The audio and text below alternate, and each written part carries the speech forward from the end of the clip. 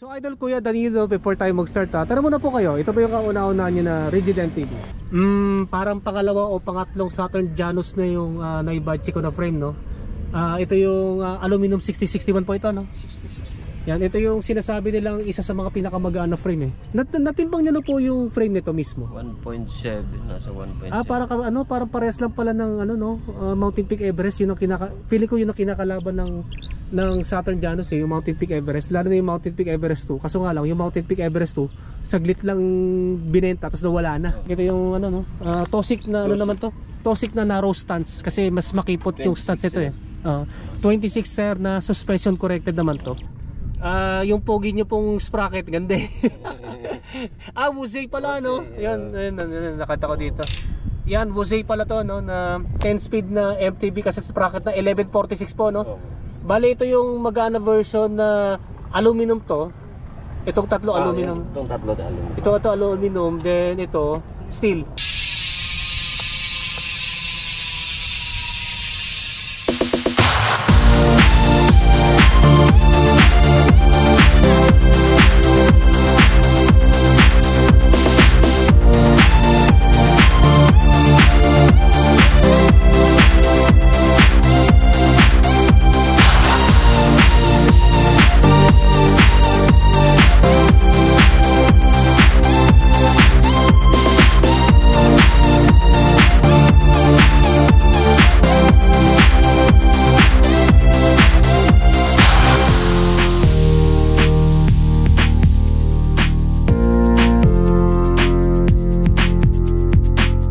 Hello guys, magandang araw sa inyo. So nandito ulit kami sa Vermosa dito sa Imus, Cavite. So napansin nyo na yan, katatapos lang ng ulan. Kaya na-delay yung pagbabayad check namin. No? So anyway, babayad check naman natin itong rigid MTB ni Idol Kuya Danilo Alaan.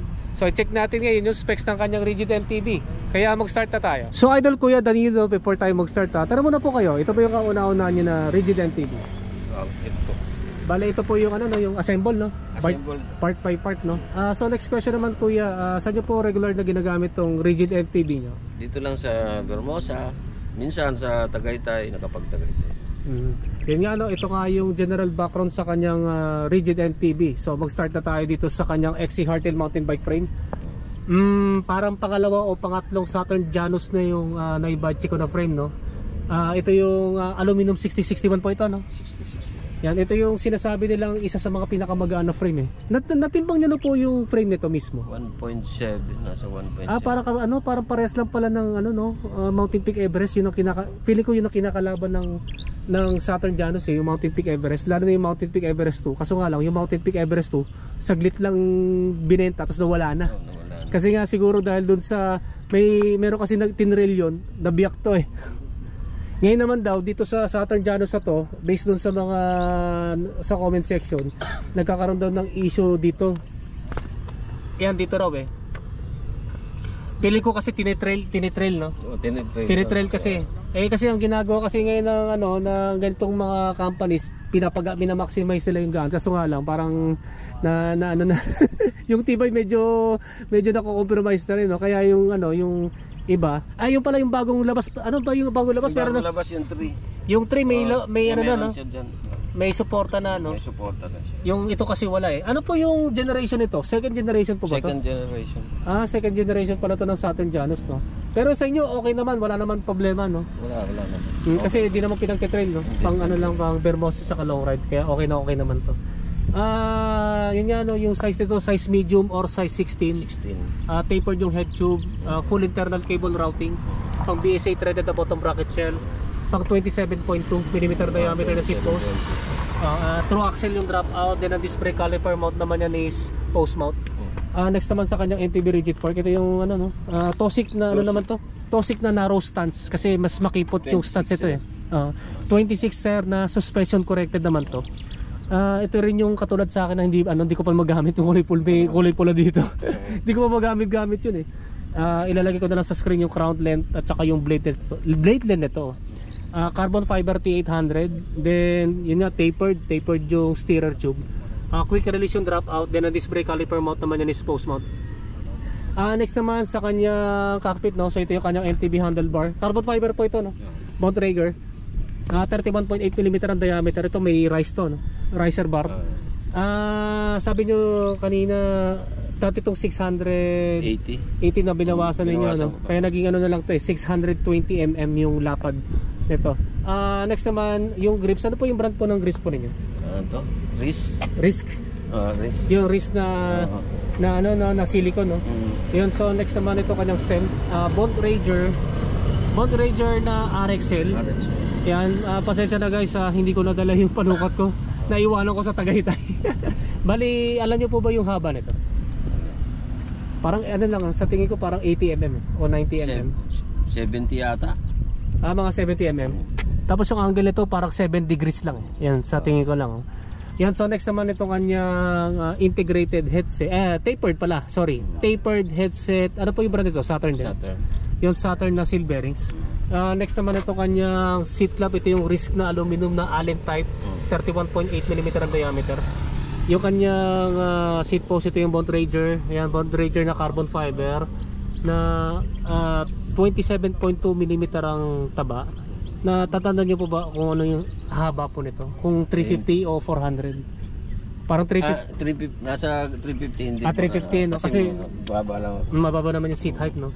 Yun, zero setback na may dual ball clamping system. Ganda ng ano niya, gaganda ng mga bolts niya, pansin ko. Puro risk. Puro, ano po ito? Titanium ba to? Titanium. Yung mga...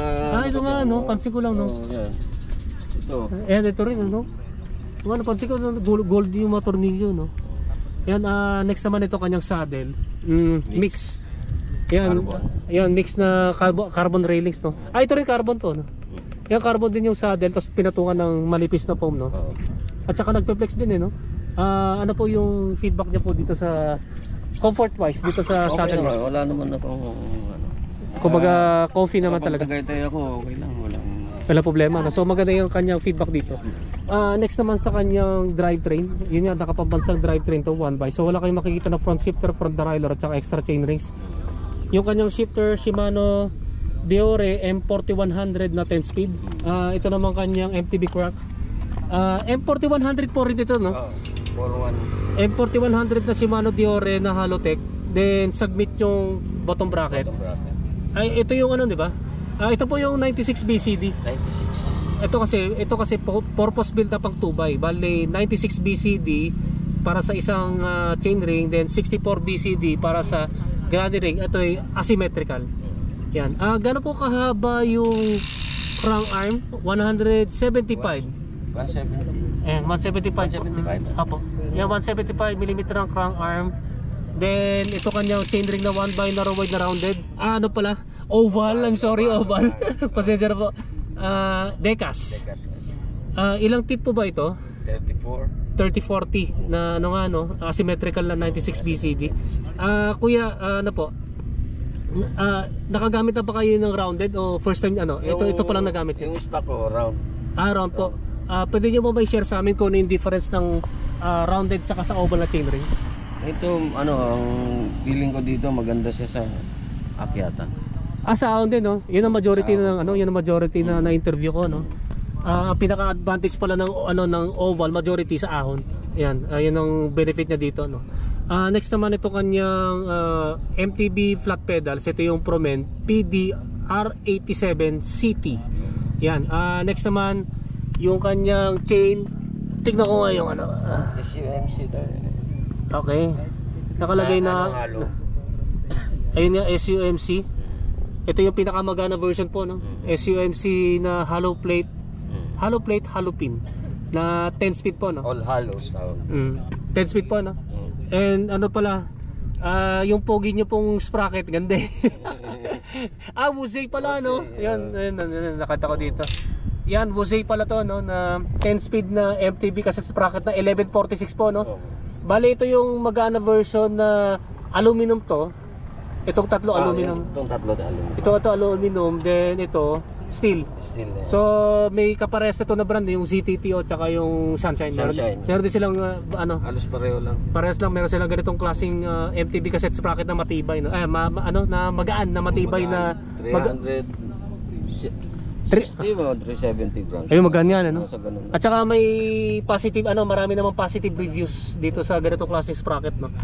Next naman itong kanyang MTB rear derailleur, ito yung Shimano Diore M4100 na 10 speed, no? So nagpalit po kayo ng pulley. Ceramic. Bali, mas malaki ito kasi doon sa original. Ano yan siya? 13? 13. Oh. Ano po yung Ito, 12. 12, 13. 12, 13. Ano po ito? Mas malaki po ba ito kaysa doon sa original?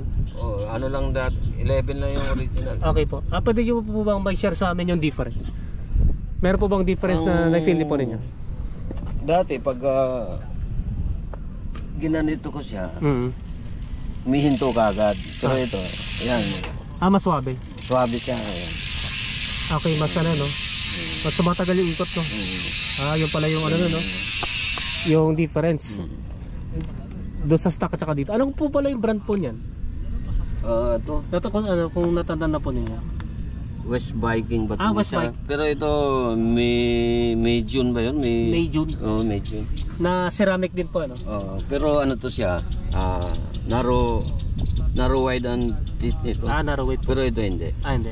Yan. So ito nga yung kanyang drivetrain setup na kanyang MTB. Next naman sa kanyang wheelset. So ito yung ganyan, ito yung gulong, no? Pagka Dragon scale. Dragon scale. Ayun, IR. Sa Yan, 27.5 by 1.9. double wall yung na Evo 3. Ito Tinanggal ko lang yung sticker. yung rims po, no? Ito kasi Dragon scale, mas magaan to kaysa dun sa Speed King, eh. 320 grams. Yun yung 320 grams, eh, no? Bali, foldable po ito, no? Foldable. Foldable. Tubeless thread rin po. Tubeless. Ayan. And yun nga, sabi nyo, yung Sagmit Evo 3 na aluminum double wall 32 holes na MTB rims na pang 27.5. Ito, pillar po ito, no? Pillar yung spokes and nipples. Ano pala, brass nipples. Brass nipples to. Ito, triple batted na stainless steel to, spokes. Next naman ito kanyang hubs. Ito yung Speed 1 Soldier na 6 poles kasi type of rehab body.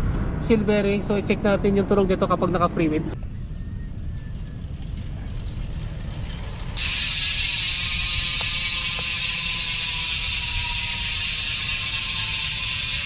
Yan guys, yung tunog ng Speed 1 Soldier MTB hubs kapag naka free wheel. Yan, okay na, no? Yan, thanks. Solid pa po Arjun. Ito yung kabromance ko ngayon, eh. So ito, nasa lang ito kanyang brake set, no? Shimano MT200. Yan, MT200 na hydraulic brakes and dual piston. Dala sa lang sa kanyang rotors. Ay kuya, paano po? Para makita ko po yung... Baka may makita ko. Ayun, ano to? Ashima. Ayun. Bali, ang model siguro nito, ito yung nakita kong AI to, no? Ashima. Na, ito magaan din to, eh. 67 grams lang, eh, no? 67 grams. Ako kuya, mukhang nagkakasakit na ako. Parang gusto kong bilhin yung mga... ito yung magana. Kasi yung Sagmit ko, parang 80 plus lang, eh. Yung Edison ko. Ito magaan to, eh. 67 grams. 160mm ang diameter, harap at saka likuran. Parehas na fixed type and bolt type disc brake rotors. Sa idol kuya Danilo, magkano po yung total cost nito? Itong MTB nyo ngayon? Kasi yung stock ko dati 28 eh. Naka-suspension fork ako na bulan. Yung ibang bike. Yung isang bike, no? Ito po magkano po ito? Kung ito lang? Apo, yan na po. Tingin ko nasa nasa 30 plus na. Over 30,000, no? At saka kasi ito, natimbang namin to, eh. Isa ito sa pinakamagaan na rigid MTB na naka-aluminum pa lang, naka-aluminum pa yung yung frame. 60-61 Ano yan, Saturn Janus. Tinimbang namin kasi yan nasa 8.94. Lagi ko na lang sa screen ko nung timbang no, 8.94. Meron kasi ako na bike check din na Saturn Janus pero nakatuba yun pero magaan din. 8 lang yun, parang 9.2 o 9.3. Pero yun may may FD pa yun. Tapos naka 2.2 yung gulong ng Speed King. Pero gaan din, no? Pag talaga mag-assemble ng Saturn Janus, magaan talaga, no? Yan guys, ito nga yung Saturn Janus. Ito yung second generation po, no? Yan, rigid MTB ni Idol Kuya Danilo Alaan. Yan guys, no, na-check na natin itong Saturn Janus na second generation rigid MTB ni Kuya Danilo Alaan. So kung meron kayong tanong regarding dito sa kanyang rigid MTB, i-comment na lang ninyo sa comment section down below. So kuya, mag-shoutout po kayo. Shoutout sa pinsan ko tumulong na magbuo nitong bike. Taga Sampaloc si Vic Aligado at saka yung pinsan ko dyan sa Tagaytay si Herb Patrick Page. Yung bagong sinamahan ko na grupo SBP CI, samahang bikers ng province of Cavite, at saka doon sa manugang ko na nasa Baras, Rizal, nagbabike din yon, pati yung kapatid niya si Renz. At hi doon sa apo ko si Aquila. Ayun, salamat po sa pag-bike check nyo ng MTV. Dapat kanina pa kami mag-bike check, kaso nga lang di ko dala yung GoPro ko eh. Kaya bumalik kami dito ng hapon, no. Yan, so maraming salamat sa inyo panonood, and don't forget na subscribe yung aking YouTube channel. Paki-click na lang yung notification button para matotally notify kayo. Yan guys, maraming salamat sa inyo, and right safe po sa inyo.